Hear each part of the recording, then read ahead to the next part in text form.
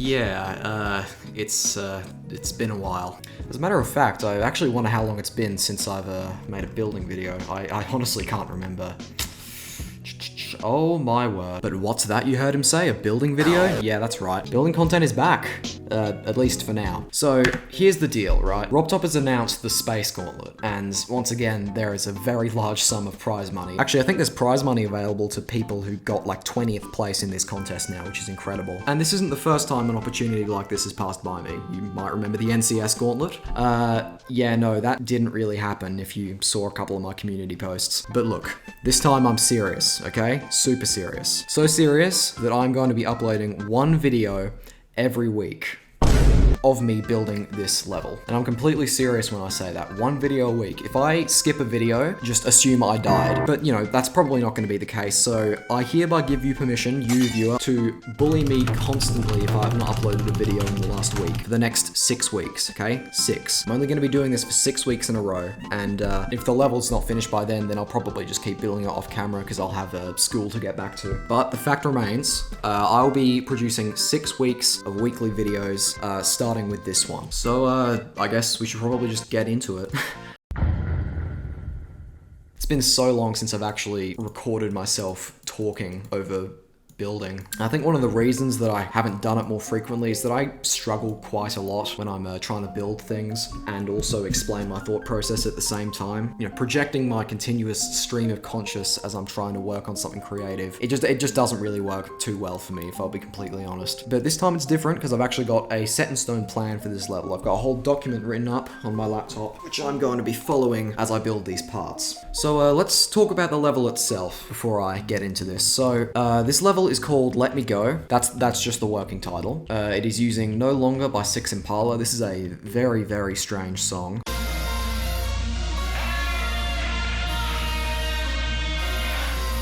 But one that I think could work quite well for a sort of spooky atmospheric space level like the one I'm going for. It starts off quite chill and quite mysterious, and it gets pretty dramatic towards the end.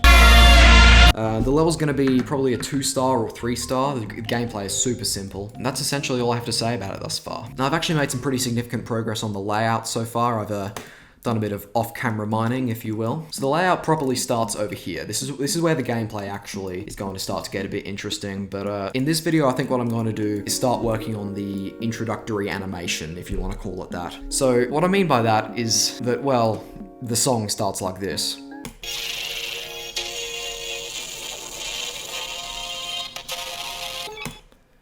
Yeah, like how on earth am I meant to make gameplay to that? So the plan is to have a static, actually I'll read directly from the document that I've got open here. Start with a static camera shot of a 1.0 level, invisible player. Song starts with a bunch of glitching sound effects, so go crazy with shaders. Make stuff epileptic, epilepsy warning. Change around block designs, ground and background, etc, etc. So yeah, this episode is essentially going to be me going absolutely hog wild with the shaders here, so I guess there's nothing really more to say. Better start building then.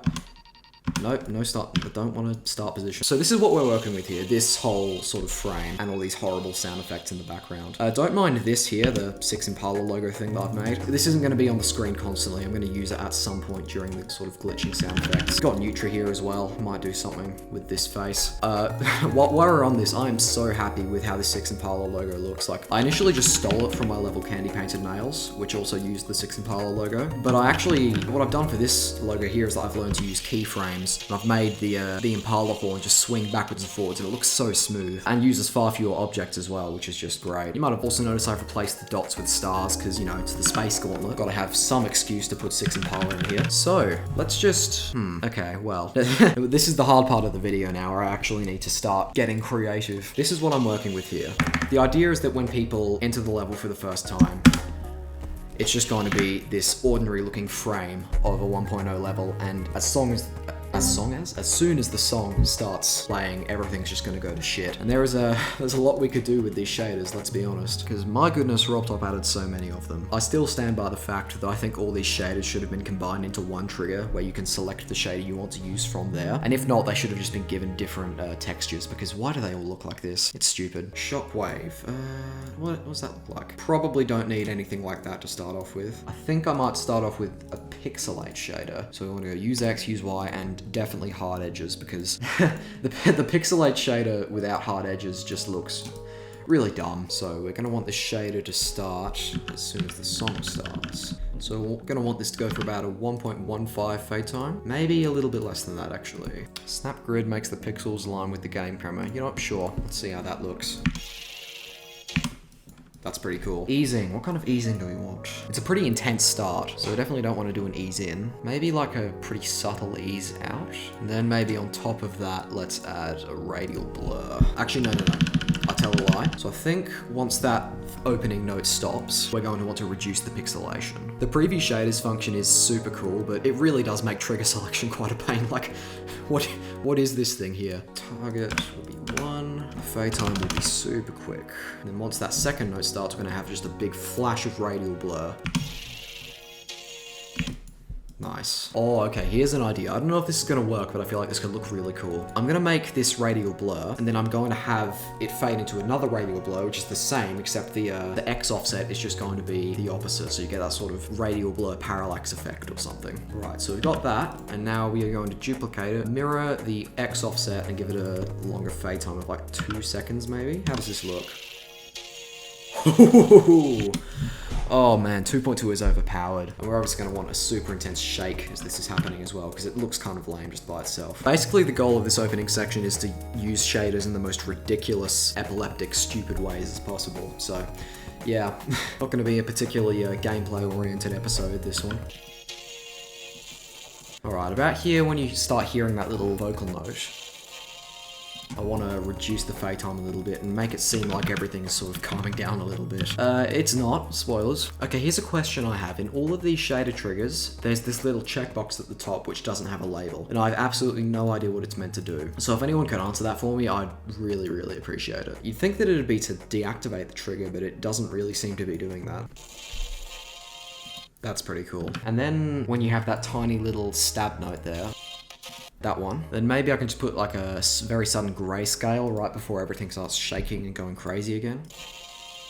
Nice. Then what I want to do is use a split screen, because I feel like that could look pretty cool. 16 screens is probably good enough. And we're going to have to extend that fade time a little bit. And I want it to be a really huge ease in so that it accelerates all the way up until when it cuts off. Yeah, just like that. Then we can just immediately turn that off. And on that same frame, I would like to invert colors as well. Nice. Yeah, I like that. And I might also change the background to like a really bright color and thus a very dark color at that moment as well. Because this is when I want to have that huge 6 Impala logo like burst up out of the floor. I think that split screen is missing something, so maybe let's add a blur of some kind.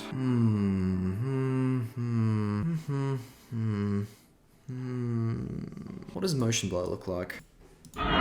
Jesus, that's a complicated trigger interface. Oh, okay, so it's just all to do with direction. I guess that makes sense. Honestly, that could look really cool if we had the object.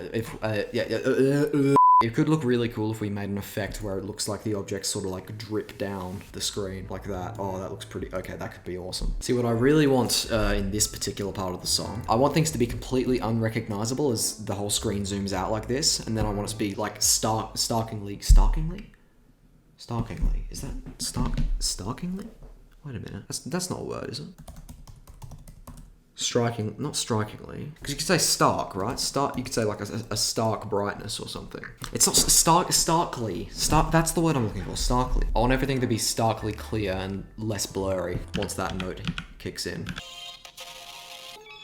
Yeah, that's it. This is what we're working with so far. I don't think it looks too bad. We're obviously missing a lot of things. I'm going to change the colors of the ground and background and also just the designs, because thank you very much, RobTop. You actually went ahead and allowed us to change the background mid-level. We're also missing some shakes as well, but we'll be able to see those when we actually play the level. I just realized that up until now, what I'm actually doing probably doesn't make much sense, given that you guys don't know the wider context of this level. So, the level's basically starting with this static scene to complement the song, and also because it allows me to sort of make everything rise up and show that you're going into space, which is an effect that I've already created, and my goodness, I had so much trouble with it. Things that are so theoretically simple in the level editor can just be absolutely infuriating to attempt to create due to all the bloody bugs that RobTop left in. Alright, so it's gonna start, yeah, it's gonna start like this. You get the idea of how this is going to look. Then there's gonna be this huge pulse, and the camera rises up like that, the background darkens, And you're in the center of the Milky Way. So yeah, this is basically, this is what the idea is. You're just gonna be sort of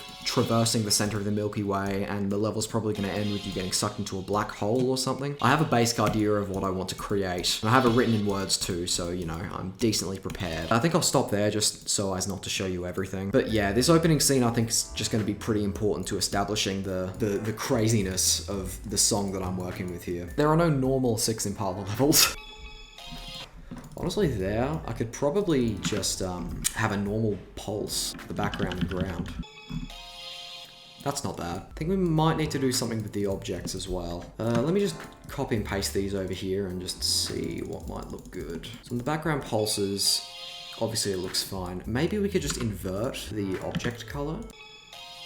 Nah, that looks shit. We can't really make it any brighter than white though, can we? You know what we could do? Okay, here's an idea. So to make a particularly dramatic pulse on the blocks, we could just create a secondary outline of them that's just solid white blocks that could pulse when this background pulses. I reckon that could look pretty sweet.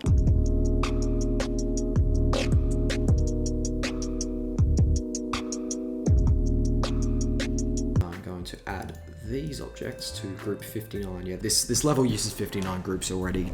Don't worry about it. And I'll just do a mock pulse of group 59 using opacity triggers. Did I just call them I'm alpha triggers. We need to do the same thing, except we need to reverse the process for the original blocks, because if we have them overlapping each other, it's going to look pretty weird. I guess they can be group 60. Now let's give it a look. This is either going to look really cool or really stupid.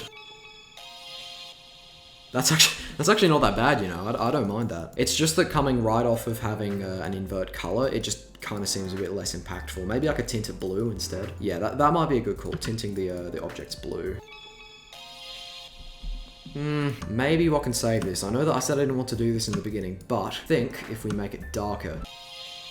Honestly, that's not bad. I think I'll keep that for now, but if you guys have any other suggestions, then please feel free. Might even add some designs in there eventually. But I think we'll call it there for now. And then the camera pans up, and that's the start of the next section. Okay, so shaders, boom, done. Now what I think I'd like to do is add the ground and background changes, because that's going to be something that really sells the craziness and glitchiness of this whole ordeal.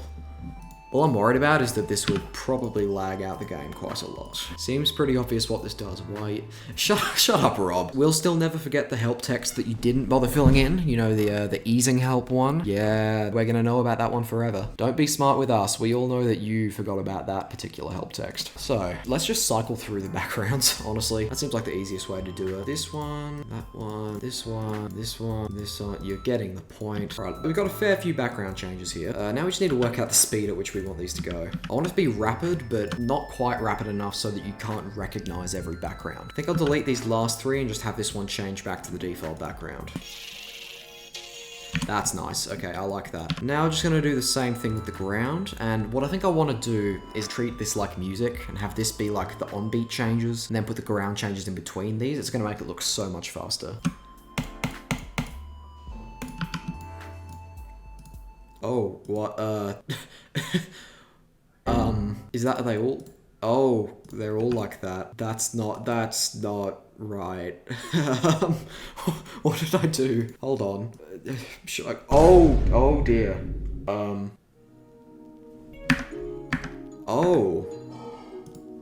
no. Oh, I've messed up. Okay. What the fuck? That's not good. Okay, maybe I'll quit the game. Maybe that'll fix it. I hope, please. Okay. Okay, we're fine. Thank goodness. Alright, I have no idea what happened there. Alright, back to it. Alright, so I've got all these changes in now. Now I just want to half space them. Look at that. That is fucking cool. Oh my god. If you combine that with some flashy color changes, that is going to look insane. I think I want to do the same thing after this note. Just starting a little bit later when it starts to get a bit more gravelly. Yeah, about there. I hate the way the lines work in this editor. It's like, ugh, they just disappear completely arbitrarily. It's bloody annoying. Okay, now I'm just gonna select some random backgrounds and grounds for this to change into. I always forget quite how many backgrounds RobTop added in 2.2. Like, it's quite a good selection, really. Then what I think I want to do is have this effect close on a background that's similar to the default background, but just a little bit different. So, yeah, maybe like this one with the crates here. It's like similar in theory, but yeah, just small difference. Oh, okay, here's a concept. I could change the line as well. That's such a small difference to make, but I feel like it would actually be quite effective. I'll only do it in this one as well, just to differentiate these two a little bit more. Huh, so it looks like the line that you choose doesn't save. Is that true? Yeah, it's true. Oh, I found an unfinished feature in 2.2. Wow, that's the first one of those we've ever seen. All right, I think I might add some shake triggers as well, just while I'm here.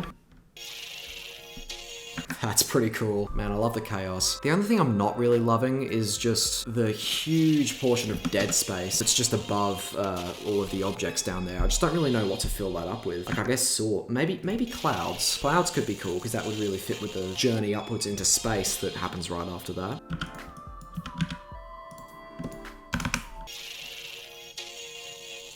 Okay, holy shit.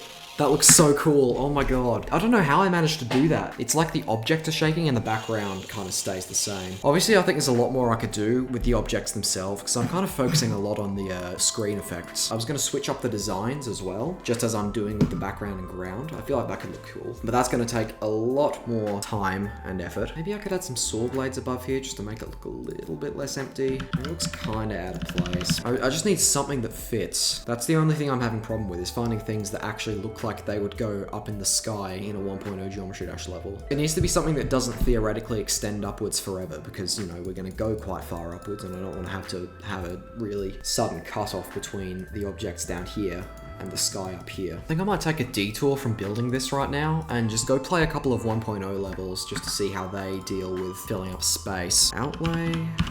Oh no, that's a pretty decent one. When I say 1.0 levels, I don't mean actual 1.0 levels, just effect layouts and that kind of thing. Go, internet, go. Download the 11 megabyte song.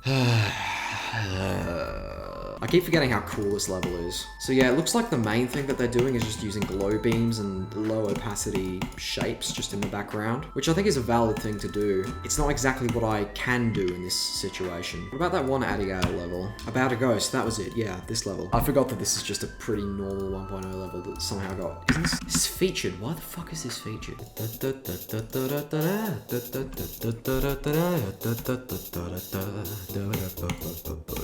So it looks like little sparkles and pulsing objects is advyout's way to go. Okay, alright. Maybe I'll try and combine the two and make something. So I think first of all what I can do is go into a different layer and select these slope objects. I reckon I can scale these up a little bit and make a sort of generic background that I could just use to fill up some space. It's obviously going to have to be on a low opacity as well. That clashes a lot. God, that looks bad. I've completely forgotten how to create. Help me. Maybe it just needs to be even lower opacity. Yeah, that's alright. I'm decently happy with that. If someone theoretically opened this level and saw this, they just think, oh, that's just a normal effect layout. And then they'd be met with that crap. And then I might just ditch these saw blades and add some stars or some kind of random pulsing object. I never know which are the pulsing ones, because RobTop decided that he'd take these two objects, make identical versions of them in different tabs, with no differentiation between each other, and one of them is going to pulse. I'm pretty sure it's the blending one. I'm going to save the stars for up here. I might just do some, I think I might just put some sort of regular looking diamonds here, just to fill up the space once again. That looks decent, I think. That's on player 2, it's on player 1. Okay, perfect. So we have two distinct colors here, and I can just copy and paste these and scale them to my will. How do they look in game? Not too bad. I think I might replace them with the larger versions. These have larger default sizes, so they're more noticeable for the vast majority of the time. Okay, I reckon I want to have 3 of these, and maybe I can add some clouds as well. Just some sort of subtle blending, low opacity clouds. Bear in mind, I'm not trying to make something spectacular here. I just want to fill up space. That's the goal. Because when you have a bunch of dead space, no matter how many shaders and how much chaos you add, it's just going to look boring and unfinished. I might turn down the brightness of these ones a little bit, just so we have a bit of contrast. And hopefully that should look a lot cooler. Yeah, it's not bad. I think there's still a touch of dead space up top, so I'm just going to shift these upwards a little bit, ever so slightly. You know what? I don't think that's too bad. I'm going to leave that as it is for now, but if you have any suggestions to make, please leave a comment. That's one of my goals with this series, is that I want to involve you guys in the creation of this level as well. And you know, if I get desperate enough, I might just start stealing your guys' ideas entirely. With credit, of course. Alright, I've added the background and ground changes here. And now we're at this part where we have this really out of place sounding note. And what I want to do for this is take this 6 Impala logo that I've made, scale it up quite large, and have it sort of shoot out of the ground in the background. I think that could look pretty cool. So, we have this logo here, right? I'm going to add this as a custom object, just in case. But I think what I'm going to do is just take this original one here and scale it up. Never mind. Warp it, perhaps? Yeah, that's it. How big can we make this before it starts going off screen? Ideally, I want to get this as large as possible. It doesn't necessarily need to be seen on the whole screen. I just want people to be able to recognize the 6 Impala logo. I think that is going to look stupid. So, let's scale it down. That's a little bit more reasonable, I think. Let me just make the motion for it real quick. Yeah, okay. I'm gonna stick with that for now. And I think I'm also going to change the color of the background on this note to make it really dark, therefore really bright because of the inverted color. And then obviously we'll just have to reset those colors once the grayscale's removed. I'm looking at this scene here. I think I've realized that the main issue with it is that you can still pretty much figure out where you are. I want it to be disorienting as fuck. I want the opening of this level to take you off guard. I want it to put you in a familiar looking place to start off with, and then just absolutely mess you around and shake you about and make it feel like you have no idea where it's going to go. So I think I need to utilize some camera controls. Just a little bit. Just a little bit. Why does it do that? When you zoom in, why does it pan downwards? I don't think that would look too bad. It actually catches you off guard a lot more. And then once that's zoomed in, I can have a subtle rotate of the camera, perhaps. Maybe like 5 degrees, like 0.95 seconds. Yeah, that's pretty cool. Then it can immediately go back to normal. Maybe you can rotate it the other way as well. Why not? Actually, that sums up this part pretty well. It's not about why, it's about why not. Then maybe once that really huge shake comes in, we can have a slow zoom in. What is that? Oh, I did zoom 100. Right, yeah, no. That's not happening. And remember here, I want the player to be under the impression that the chaos is about to end before they get blasted into this section. So maybe instead of a sort of jerky, immediate return to the original camera settings, I can have them, you know, nicely ease back into where they were before they get hit with more craziness. It's probably all the camera work I need to do for this part, honestly. It doesn't need to be especially extravagant. Okay, it's time for the part that I've probably been dreading the most, and that's the colors. Oh, goodness me, this is going to be a pain. Alright. Now, obviously, I don't want to just change the background to completely random colors. I'd like there to be some amount of, like, complementary colors, so they sort of make sense together. It's okay if the backgrounds are random, but recognizing colors is sort of an instinctual thing that humans do, and if you have two weird colors together for an extended period of time, it's going to look bad. So, okay, here's what I'm going to do. I'm going to put down 2 squares, and I'm going to change the colors of these squares, and these are going to be the colors that I use for each background change, which is going to align with these changes here. So this will be the background, and this will be the ground. All right, next for color 9, it's just going to be pure red. That'll be the same for this one too. Then from here, we can just adjust the HSV of this color to make 2 complementary, good-looking colors. Alright, so I've got 12 pairs of colours here, and I'm just going to change the colours of the ground and background accordingly. Oh, RobTop, really? Really, man? I've just realised that he added keyboard input for the HSV in this menu, but not in any of the other menus, not here nor in the colour trigger. Much appreciated. Oh, wait a minute. Oh, no way. That's awesome. Okay, RobTop, I take everything back. This is a great feature. You can actually change the HSV values in the color trigger by using this menu. That is so good. This is going to be a long and arduous process.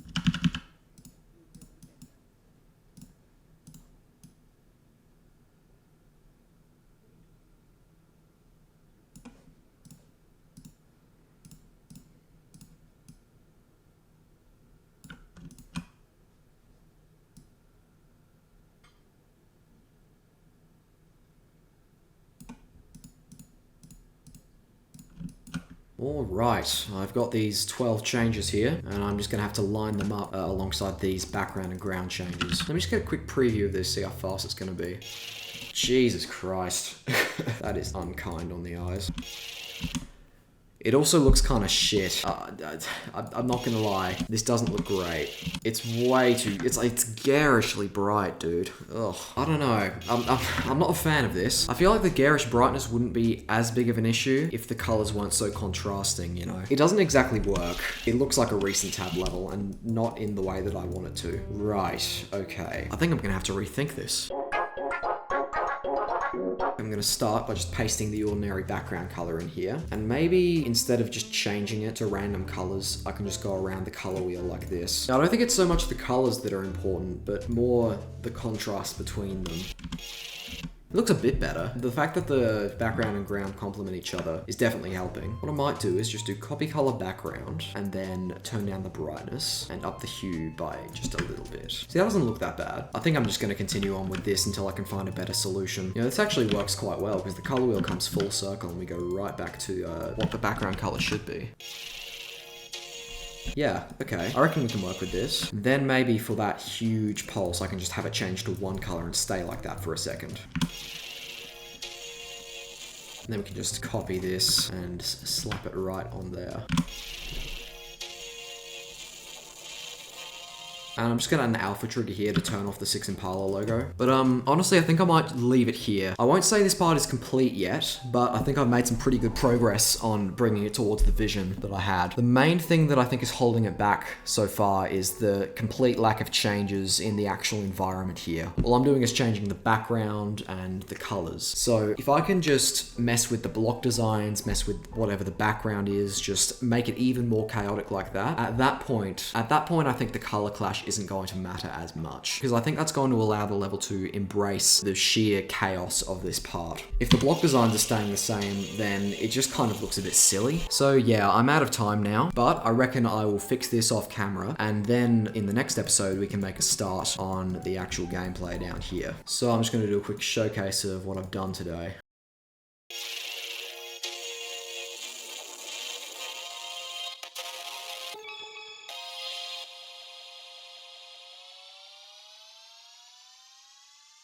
I'm pretty satisfied with what I did today.